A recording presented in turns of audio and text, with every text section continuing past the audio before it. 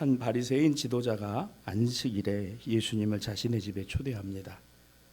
안식일에 예수께서 한 바리새인 지도자의 집에 떡잡수시로 들어가셨다. 이 1절 말씀이 이제 그 출발이 됩니다. 이 바리새인 지도자라는 표현은 유대 율법과 종교법원의 역할을 맡고 있던 사내리들인 공회 의원 70명 중 한 사람에게만 붙여져 있던 지위, 그와 같은 지위에 있던 사람을 가리키죠.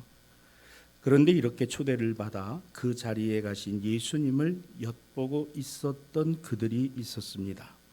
누구였으며 왜 엿보고 있었을까? 3절에 보면 그들은 그 잔치집에 있던 다른 율법 교사들과 바리새인들이었습니다.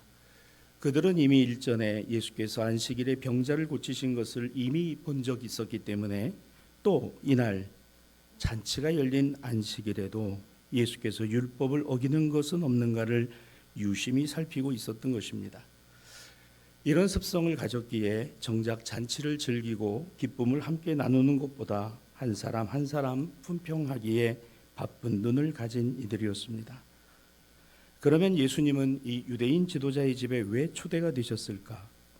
당시에는 이처럼 격을 갖춘 잔치에 유명한 랍비를 초청해서 말씀을 들으며 격 있는 대화와 토론을 이어가는 것이 일반적인 유행이었습니다. 그래서 가급적 많은 이들을 초대하였고 적어도 유대 사회 안에 영향력을 가진 이들이 초대되었습니다. 또한 초청되어진 사람 중에 랍비는 유명하고 당시에 떠오르던 그런 사람들 중에 초대가 되었던 거죠.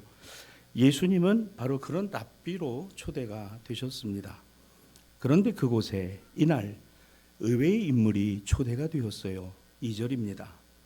수종병 든 사람, 수종병에 들어서 그 병을 앓고 있는 사람입니다.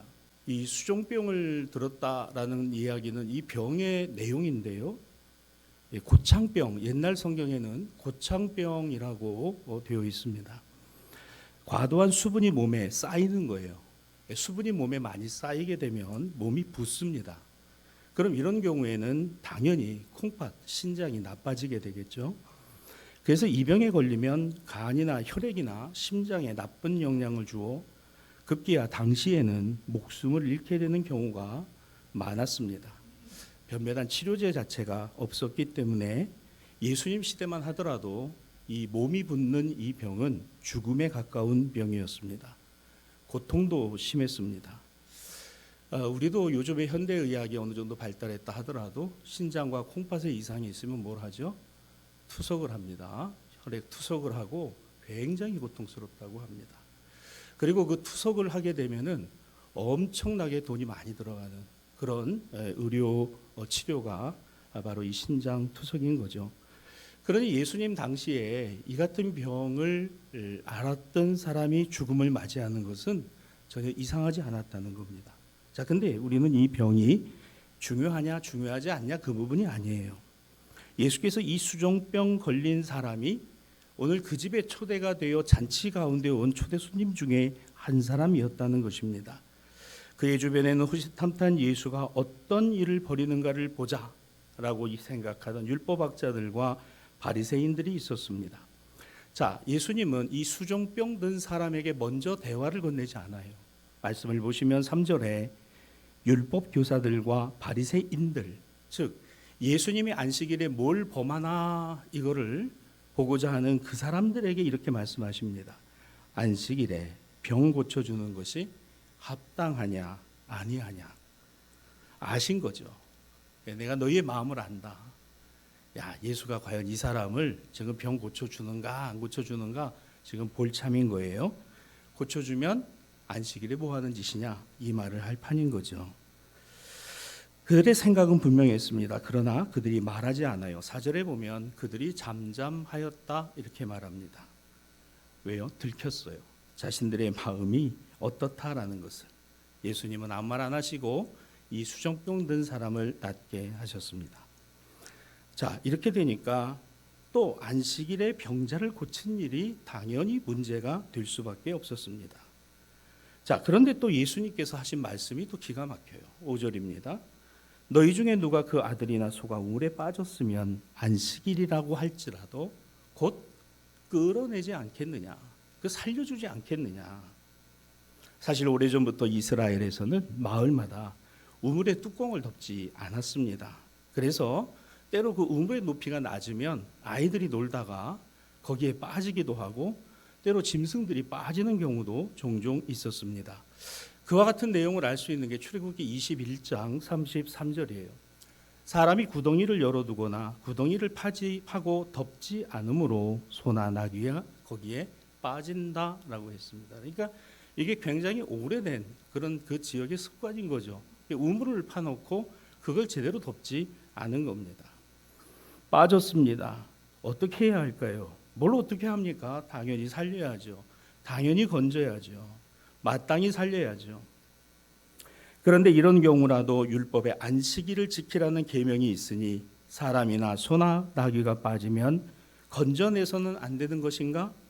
그러면 안식일이 끝날 때까지 기다렸다가 그 사람과 가축이 빠져 있는 것을 지켜보며 안식일이 끝남과 동시에 살려줘야 되는 것인가?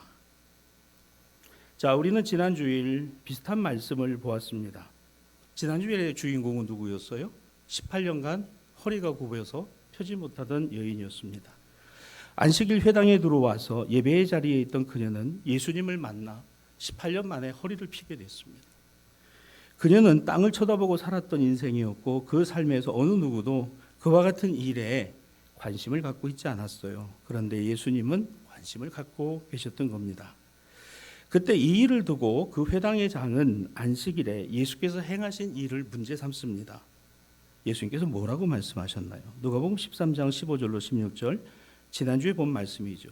너희가 각각 안식일에 너희의 소나 나귀를 외양간에서 풀어주고 물을 먹이지 않더냐? 그러면 18년 동안이나 이 매어져 있던 여인이 이 안식일에 그 매임에서 풀려나는 것은 당연한 것 아니냐? 합당한 것 아니냐? 마땅히 살려주고 살게 하는 것이 맞는 것 아니냐? 너희가 집에서 기르는 가축은 그렇게 하면서도 이 여인의 매임을 놓아주고 허리 한번 펴지 못하고 지금까지 살아온 묶임에서 풀림이 되게 하는 것이 문제가 되는가? 여기서 우리는 또한 예수님의 마음을 보게 됩니다. 지난주일 말씀과 오늘 말씀이 동일해요. 주님의 마음이 뭐예요? 그 마음에 두신 게 무엇일까? 긍휼입니다. 예수님 마음속에는 긍휼이 있어요. 이게 예수님의 본성입니다. 여러분, 이 긍휼이라는 건요, 단순히 불쌍하게 여기는 마음, 즉 측은지심만이 아닙니다. 이 긍휼이라는 것은요, 본성으로서 가질 수 있는 가장 깊고 아름다운 모습입니다. 사람이 사람으로서 가질 수 있는 가장 깊고 아름다운 모습, 본성으로서의 모습, 그게 긍휼이라는 거죠. 누구에게 있었어요? 예수님의 마음속. 예수님의 본성 안에는 이 긍휼이 있으셨다.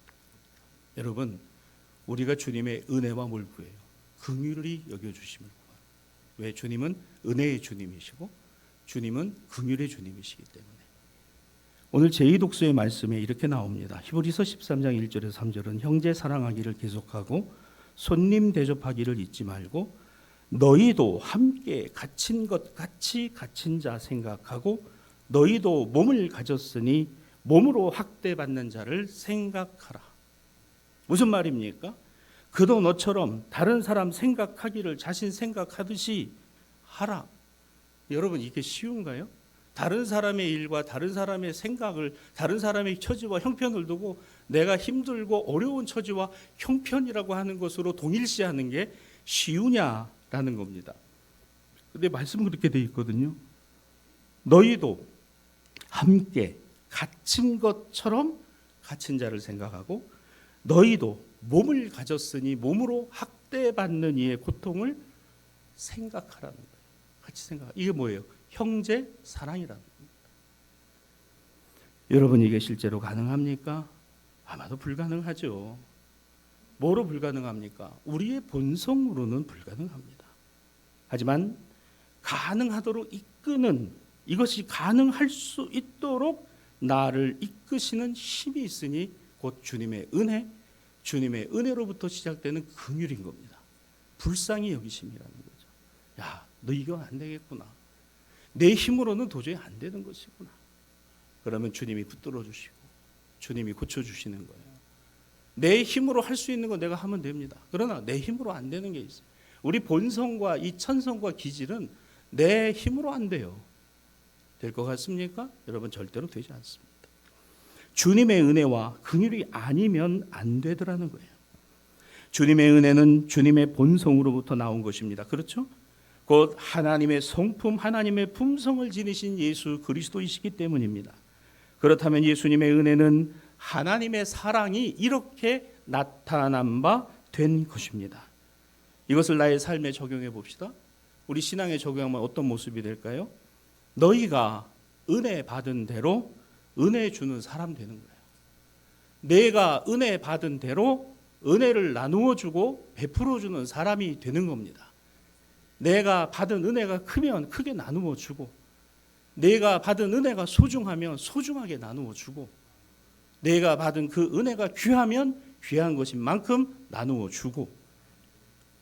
성도 여러분, 이것이 하나님의 성품 그리스도의 본성과 인격입니다. 잔치가 열린 날에 예수께서 율법을 어기는가 어기지 않는가 그거를 엿보고 유심히 쳐다보는 그런 눈이 아니에요.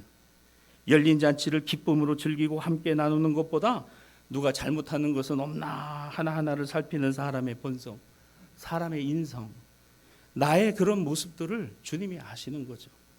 마을마다 뚜껑을 덮지 않은 우물이 흔히 있어 아이들이나 짐승들이 모르고 빠지는 경우가 있음에도, 여러분, 누가 거기에 빠질 우물이 있으면 거기 가서 놀고 거기 가서 빠지겠어요? 빠질 수 있는 것이 아니라고 생각하니까 빠지죠.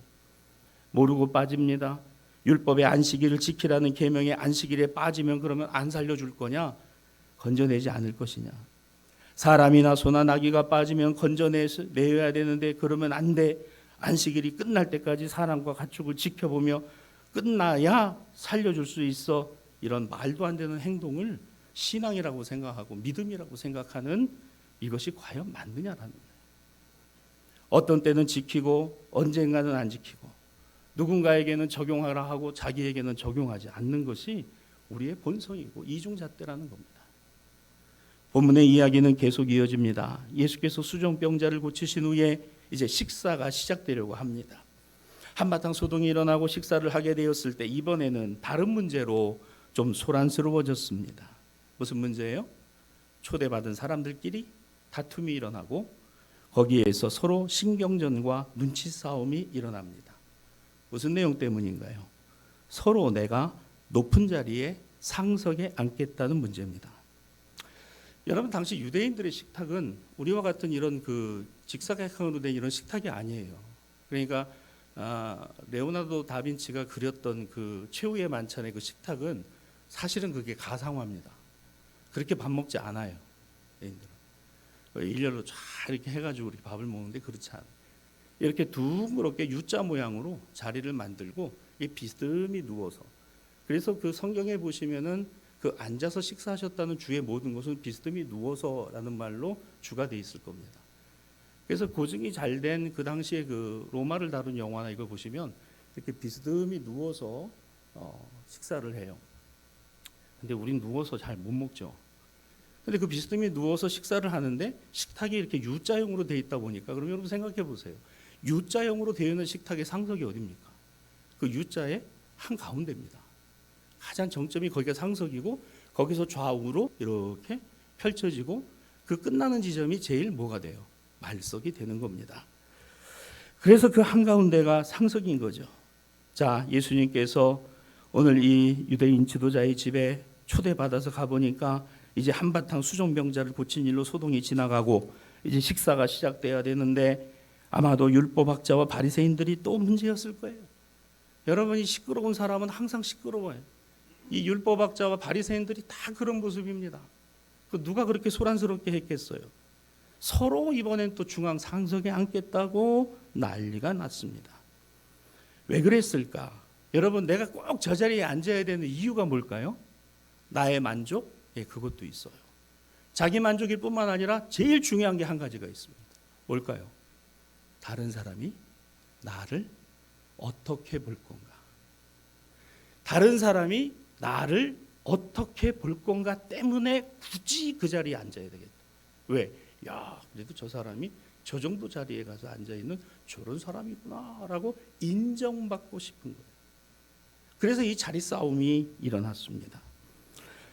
이것이 사람의 일반적인 생각입니다. 자기가 밀려 말석이라도 앉게 되면 다른 사람들이 자기를 뭐로 볼까봐 형편없는 사람이라고 볼 것만 같았습니다. 그래서 자기 정도는 상석에 앉아 있어야, 내가 그래도 저 사람보다는 상석에 앉아 있어야 다른 사람들이 야, 그래도 저 사람이 더 위구나, 이런 존경을 하고 우러러볼 것이라고 생각하는 것이죠. 이게 사람의 일반적인 본성과 생각 안에 있는 겁니다. 자, 보십시다. 내가 남보다 높아지고 내가 남보다 더 좋은 자리에 가 있는 것은 죄인가요? 아닙니다. 그게 우리의 뭐예요? 본성입니다. 그게 본성이라고요. 그걸 나쁘다라고 이야기하는 거 아니에요. 그게 우리의 본성이에요. 우리의 본래적인 모습입니다. 자, 그런데 그것이 옳으냐 그르냐, 그건 그 다음 문제인 거예요. 누군가에게는 있고 누군가에게는 없느냐? 아닙니다. 다 있습니다. 다 있습니다. 누구에게나 다 있다고요. 왜? 사람의 본성이기 때문에 그렇습니다. 그런데 예수님의 말씀은 이렇게 이어지죠. 남보다 높은 자리에 앉으라고 교만하게 굴지 마라. 겸손히 끝자리 찾아서 거기에 앉아 있어. 그러면 때가 되면 주님이 옮겨 주시고 주님이 너를 기억하심이 되는, 예수님 말씀이 그래요. 그런데 이 말씀이 여러분 우리 마음에 와닿나요? 주님 말씀이 옳습니다. 그런데 저를 마지막 자리에 두지 마시고 저 사람을 거기다 두셨다가 나중에 옮기시죠. 차라리 이런 마음이 더 솔직한 마음일 수도 있어요. 그렇습니다. 여기서 우리가 반드시 기억하고 넘어가야 할 것이 있습니다. 내가 그 자리에 가는 것이 중요한 게 아니라 그 자리를 정하시는 분이 있어요. 그 자리를 만드신 분입니다. 그 잔치를 여신 분입니다. 그 잔치의 주인이십니다. 누굽니까? 예수십니다. 이 집의 지도자, 그 사내들인 공예, 그 사람입니다. 그 사람이 정하는 거예요. 그 사람이 그 자리를 두고 정하는 겁니다. 여러분, 안식일의 주인이 누구예요? 주님이십니다. 여러분, 주일은 내가 마음대로 하는 날이 아니에요. 내가 마음대로 쉬는 게 아니에요. 주일은 주님의 날이에요. 믿습니까? 주님의 날이라고요. 왜 함부로 생각하고 마음대로 생각하고?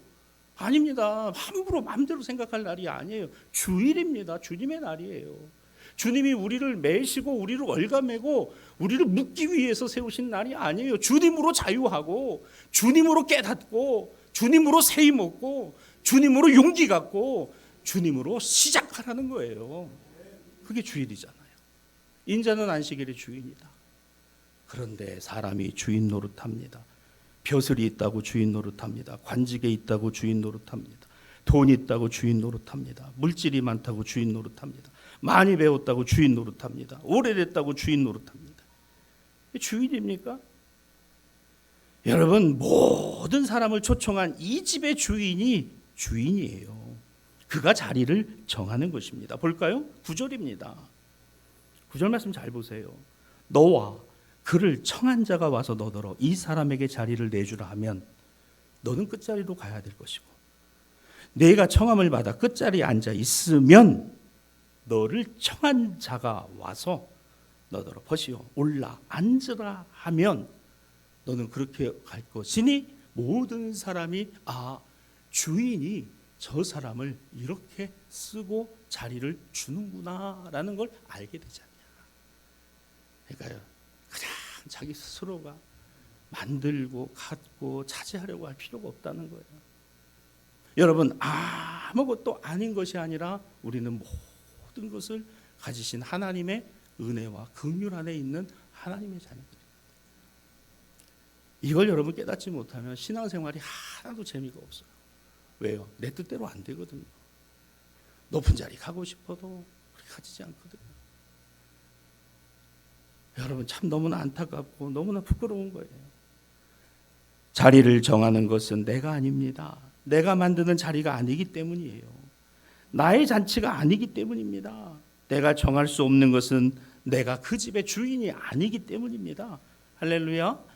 여러분, 여러분의 가정을 여러분의 아버지로서 어머니로서 이끌고 가시지만 죄송하지만 여러분이 주인이 아니어야 합니다. 주님이 주인이세요. 그래야 주님의 가정일 겁니다. 여러분의 자녀들이 여러분이 낳아서 기르고 사랑하고 돌보지만 여러분의 자녀가 아니에요. 주님의 자녀입니다. 주님이 여러분에게 선물로 주신 것이고 위탁하신 것이죠. 생업의 일은 어떻습니까? 생업의 일이 내가 주인이 되니까 힘든 거예요. 힘들지만 그 주인이 주님이시다. 주님이 내 생업의 주인이시다. 여러분, 이 믿음이 있어야 내가 그 힘든 것도 견디고 이겨나갈 수 있는 것이지. 여러분, 이것이 바로 우리에게 주시는 하나님의 은혜의 인성, 그렇습니다. 인격성인 거예요. 너의 본성대로 살지 말고 뭐로 살아라? 주님의 인성 갖고 살아라. 그 주님의 인성이 뭐예요? 주님의 본성으로부터 오는 인성. 사랑의, 은혜의, 긍휼의 이와 같은 인성이, 주님의 본성이 우리에게 이어져야 한다는 것입니다. 우리가 이 말씀을 들으면서 또 생각하는 거죠. 그래, 말씀이 맞아. 그래, 그러나 너는 그렇게 해라. 나는 좀 생각해 볼게. 여러분, 이거는 아무것도 아니에요. 말씀이 나에게 와서 다 부딪히고 나에게 와서 내 마음속에 자리 잡으면 그게 나에게 주시는 말씀인 거예요. 너는 그렇게 해. 맞아. 그 말씀이 맞아. 그러나 나는 좀 생각해 보고 너는 그렇게 해라. 성도 여러분, 이 본성이 바뀌는 은혜를 경험하지 않으면 안 됩니다. 신앙생활은 나의 본래적인 죄악의 본성이 그리스도의 인성으로 바뀌는 거예요. 나의 그 본성이 바뀌어지는 겁니다. 내가 바꾸려고 노력한다고 되는 게 아니라 그걸 바꾸시는 거예요. 한순간에 바꾸시는 거예요. 여러분의 간절한 기도의 제목이 있는 줄 알아요. 기도의 제목 가운데 특별히 남편의 구원, 아내의 구원, 가정의 구원을 위해서 기도하시는 분들 하나도 변화되는 거 없고 하나도 달라지는 거 없다? 아닙니다. 반드시 하나님께서 그 눈물의 기도 가운데 역사하실 때가 올 것입니다. 우리 그 믿음 갖고 있잖아요. 여러분, 어느 날 갑자기 나를 위해 기도하는 아내가 눈에 들어오고 나를 위해서 기도하고 있는 자녀들이 눈에 들어오고, 여러분, 그 마음을 바꾸시는 게 하나님이 바꾸시는 거예요. 주님이 바꾸시는 거예요. 여러분, 우리가 마음을 바뀐 경험이 없다면 어떻게 전도합니까? 나의 본성을 바꾸어진 경험이 없는데 예수 믿는 기쁨을 어떻게 알고 그 기쁨을 갖고 살아가겠느냐, 그 얘기예요. 교회를 왔다 갔다 한다는 게 그게 신앙이겠습니까? 물론 안 오는 것보다 낫죠. 그러나 왔다 갔다 하는 게 중요한 게 아니라 말씀 하나가 나를 살리고 찬송가 구절 하나가 내 마음이 담겨져 있고 한 번의 기도가 내 눈물을 주님 앞에 올려드림이 될 때 오늘 거기에서 주시는 한량없는 은혜와 사랑과 긍휼하심이 오늘 우리에게 임하게 된다는 것입니다. 이와 같은 본성이 바뀌는 은혜를 경험하는 저와 여러분 되기를 주님의 이름으로 축원합니다. 내게 필요한 은혜가 바로 이거예요. 본성이 변하여 주님 닮은 인성 되는 겁니다.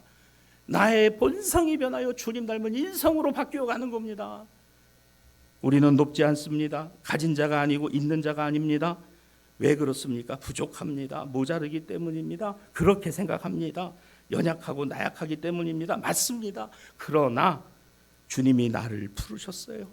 모자르고 부족하고 미련하고 아무것도 아닌 나를 부르셨어요. 아무것도 아닌 나를. 여러분, 누가 말하는 저같이 아무것도 아닌 사람을 그런 얘기가 아닙니다. 우린 진짜 아무것도 아니에요.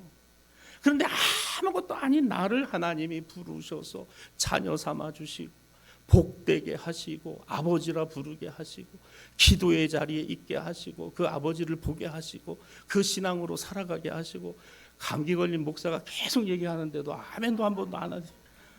힘들어. 참. 여러분, 이게 설교에서가 아니라 매 순간순간마다 여러분에게 느껴지게 되기를 주님의 이름으로 축원합니다. 그 안에 그 무리들 중 주님께 초대하던 이로 내가 있는 거예요. 맞습니다. 오늘 누가복음 14장에 안식일에 초대받아 온 사람 중에 누가 있다? 내가 있다. 수정병 들린 나일 수도 있고 그러나 나는 또 누구처럼? 여기 율법학자들과 바리새인같이 꼬로만 눈 가지고서 사람 보는 그런 사람일 수도 있고, 그러나 주님이 원하시는 것은 인자가 안식일의 주인이다. 주님이 다 부르신 이들이다. 주님의 말씀입니다. 그래서 누가복음 14장 13절은 이어서 이렇게 말합니다. 잔치를 베풀거든 차라리 가난한 자들과 몸 불편한 자들과 저는 자들과 맹인들을 청하라. 그래서 이 본문은 전체 내용을 이렇게 먼저 이해하고 나야 이제 11절의 말씀과 연결이 되는 거예요. 자, 11절에 뭐라고 되어 있습니까? 무릇 자기를 높이는 자는 낮아지고 자기를 낮추는 자는 높아지리라. 여러분, 낮추라고 해서 비굴하라는 게 아니에요. 낮추라는 것은 오늘 나는 아무것도 아니로되 주님으로만, 나는 아무것도 가진 것 없는 연약하고 부족하고 모자르고 미련한 존재지만 나는 주님으로 살아가는 자입니다. 주님 나를 붙드시옵소서. 주님 나를 건져주시옵소서. 주님 나와 동행하여 주시옵소서. 주님 나를 위로하여 주시옵소서. 주님 내 안에 역사하여 주옵소서.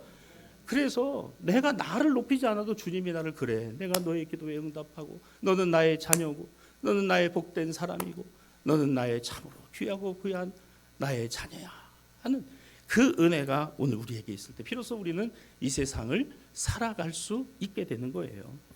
그러면 나의 변하지 않는 본성을 주님의 본성으로 어떻게 바꿀 수 있을까요? 자, 긍휼에 이은 두 번째 믿음의 자세가 바로 겸손입니다. 긍휼은 나를 겸손하게 만들어요. 하나님의 은혜는 나를 겸손한 자가 되게 한다고요. 겸손은 마음이 있어야 나타나는 진심이에요. 다시 말씀드립니다. 겸손은 내 안에 내 마음이 있어야 나타나게 되는 진심입니다. 빌립보서 2장 3절입니다. 아무 일에나 다툼이나 허용으로 하지 말고 오직 겸손한 마음으로 각각 자기보다 남을 낮게 여기고. 여러분, 이게 우리 본성으로는 불가능한 일이잖아요. 그렇죠? 어떻게 저 집 옆집 저 자식은 항상 다 잘하는 것 같아. 공부도 잘하고 기도 크고 잘생기고 말도 잘 듣는 것 같고, 근데 그 집 엄마한테 조용히 커피 한 잔 사주면서 물어보세요. 그 집 애도 속색이는 건 매한가지요. 근데 어쩌면 그렇게 남의 자식은 잘하는 것 같고 내 자식은 참 못하는 것 같아. 여러분, 그게 우리의 시각입니다. 여러분 좀 이해하고 들으세요. 여러분, 다른 교회는 다 좋은 것 같은데 우리 교회는 좀 그런 것 같아요. 그런 분들 하나도 없을 거예요. 여러분, 다른 가정은 다 행복하고 좋은 것 같고, 정말 저런 남편하고 살면 좋겠고 저런 아내랑 살면 좋겠고, 나는 내 꼬라지가 이게 뭐야, 내가 저걸 속아가지고 내가 이러고 살아간다고. 아유, 여러분, 그러고 주일에 예배 와서 앉아있으면 그게 무슨 복이 되겠습니까? 말씀을 들으면서 내가 이런 미련한 사람이구나, 내가 이런 부족한 사람이구나, 어떤 그런 마음이 오늘 내 안에 있어야 나타나는, 이 마음이 진심으로 표현되는 게 뭐라고요? 그게 겸손이라고요. 그게 겸손이라. 주님의 부르심에는 차별이 없다고 했습니다. 로마서 10장 11절에 유대인이나 헬라인이나 차별이 없으신 한 분이신 주께서 모든 사람의 주가 되시고 그를 부르는 모든 사람에게 부유하시도다. 모든 사람에게 부유하시도다.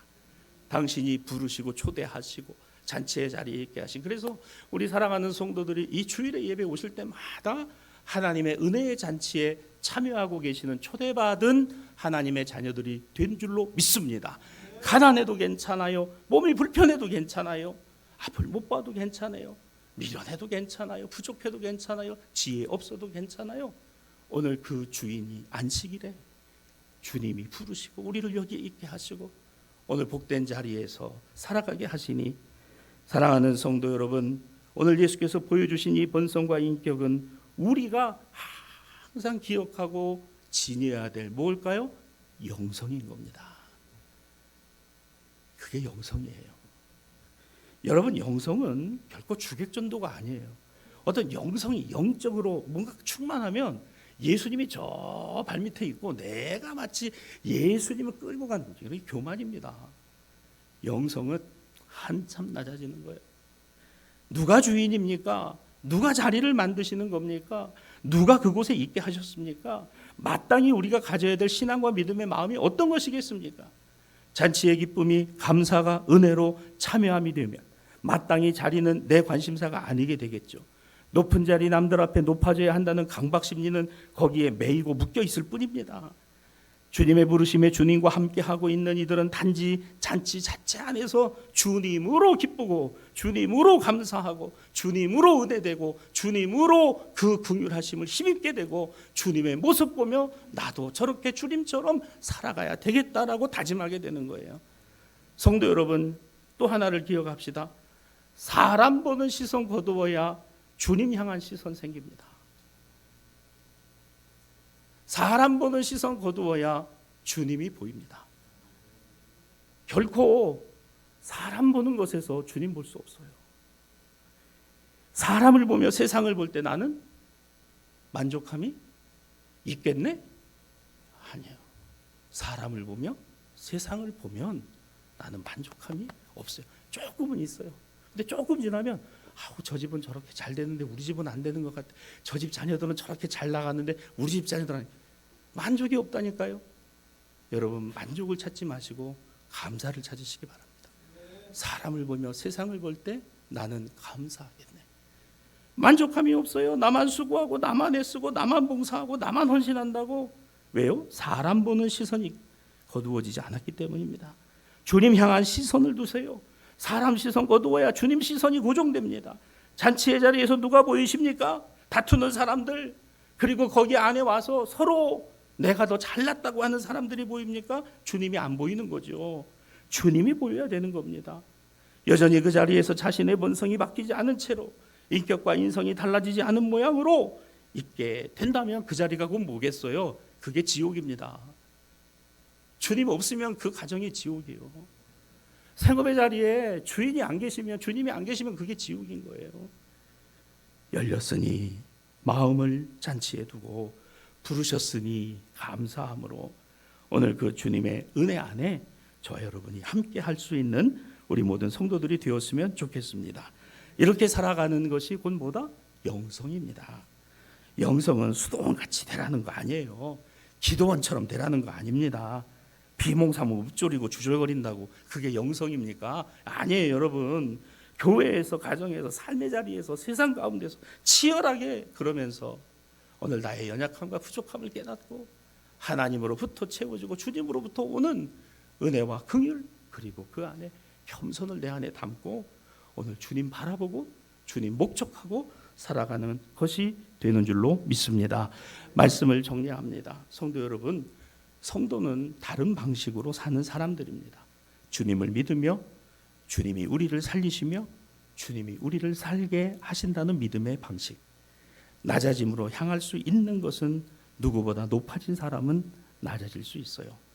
베풀 수 있는 것은 가진 사람이기 때문에 베풀 수 있는 것입니다. 단지 바알이 주는 것과 같은 풍요로움이 복일까요? 오직 그리스도 예수 안에 우리를 부르신 모든 사람을 부욕해 하시는 하나님으로 채워가는 것이 복입니다. 오늘 제1독서 예레미야 2장 7절로 8절은 바알이 주는 풍요를 이렇게 설명했어요.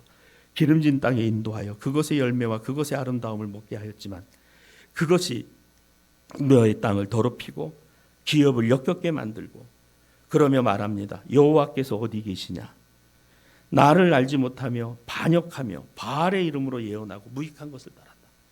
하나님이 주고 계신 것이라는 걸 모른다는 거예요. 그리고 엉뚱한 데 가서 바알이 주고 있는 것의 풍요로움과 부유함이 복인 것처럼 생각하고 그것을 찾으면서 하나님이 어디 계시느냐 말하지 않고 하나님을 알고자 하지도 아니하고 하나님의 뜻에 순종하고자 하지 아니하고 반역의 삶을 살아가는, 그래서 예레미야가 이스라엘 백성들에게 전하고 있는 하나님의 경고가 이것입니다. 오늘 이 말씀을 여러분과 나누며 예수님의 잔치집에 초대된 모든 사람들 안에 제가 있고 여러분이 있습니다. 나는 오늘 이 잔치 자리에서 무엇을 느꼈고 무엇을 깨닫게 되었는가? 이제 내일부터 시작되는 이제 9월의 첫날부터 이제 한 달 동안 매일매일의 삶에 이와 같은 주의 은혜와 긍휼하심, 그리고 그 은혜의 겸손이 나의 본성을 변화시키시고 나의 인격과 인격성으로 달라지게 하시고 그리고 그 주님을 목적함으로써의 영성이 있는 삶으로 오늘 날마다 매 순간순간마다 이어가는 우리 대사 모든 성도들, 신앙가족들이 되시기를 주님의 이름으로 축원합니다.